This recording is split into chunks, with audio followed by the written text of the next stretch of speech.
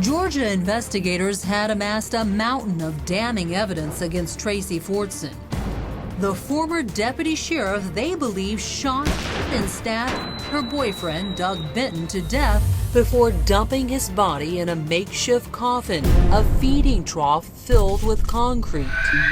How strong of a case did you believe you had? I felt like we had a very strong case. It was all circumstantial, but we had over 100 pieces of evidence. But even investigators themselves can't fathom why any killer, especially a trained law woman, could fail to cover their tracks so badly. You would have thought that someone in law enforcement wouldn't have done some of those things or left so many clues or pieces of evidence. And crime author M. William Phelps, who investigated the case, says Tracy appears to be too smart and savvy. That seems like an awful stupid criminal to me right there. Then there's the 1,500-pound question. How would Tracy possibly have had the strength to move Doug's 250-pound body, packed in a cement block weighing nearly a ton, from his house to a farm nearby? There was a lot of speculation of, well, how could she have done this? She was just a girl. A bodybuilder, yes, but still just 5'6" and 140 pounds. How does she pull this off by herself? She was a strong woman, but she never had to pick him up, according to our theory of the case. After murdering Doug in his living room, investigators speculate Tracy rolled his body from the couch onto a shower curtain. Dragged it through the house, onto the porch, where Tracy's pickup truck was backed up and waiting with an animal watering trough. Had the watering trough already in the back and put the body in the watering trough.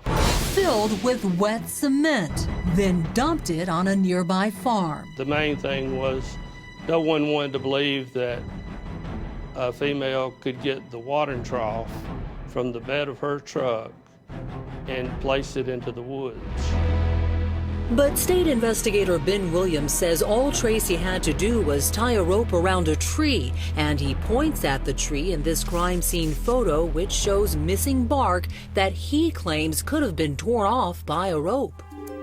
Tied from that to the watering trough, and all she did was drive off, and the tree would have pulled the watering trough to its location. Author M. William Phelps is not so sure he buys it. It's possible. Is it probable? I don't know. But he says there's also another possibility. Tracy thinks that she was framed, pointing out that Doug was murdered less than 4 months after she quit her job as a deputy sheriff and filed a sexual harassment lawsuit against the sheriff's office. They're getting back at you. That's the way I feel. Tracy would continue to allege it was a setup in this phone interview with Crime Watch Daily from prison, where she's languished for more than 17 years after being convicted of Doug's murder. I still feel that I would not be here if I had not filed that sexual harassment case against the sheriff that I worked for. I just feel like that is the basis and the foundation for the whole disaster. But investigators dismiss the allegation that Tracy was framed. I saw no indication of that, of any framing or setup. Tracy, now 52, has already gone on trial twice, winning an appeal of her first conviction, only to be found guilty again at her second trial and sentenced to life for malice and felony murder, plus 10 years for arson. Because they said that someone tried to burn the house down to eliminate evidence. But Tracy answers the next question I ask her the same way she's answered it from day one. Did you kill Doug Benton? No, ma'am, I did not kill Doug Benton. Her mother, Sharon, has always believed her. She has been convicted, but she is not a murderer. Tracy has another ally, and a most unlikely one.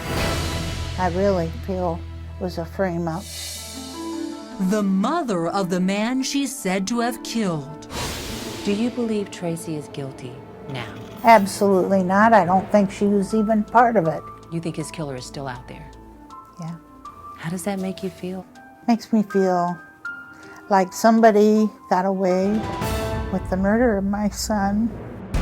And after thoroughly re-examining the case from top to bottom, crime author M. William Phelps believes Doug's mother could be right. There are unanswered questions here that need to be investigated on a much deeper level. Independent. Yes, outside independent body of professional investigators should really take a look at everything that's going on here. Tracy has already been denied parole once and is scheduled for another hearing in 2019. Now, we want to hear from you. Do you think Tracy Fortson is guilty or innocent? Sound off right now on our Facebook page. I'm Chris Hansen. If you like this story, make sure you tune in every day to Crime Watch Daily. You can find where the show airs in your city at crimewatchdaily.com. Watch it live or record it on your DVR and watch it at night. And to all those criminals out there, remember, we are watching.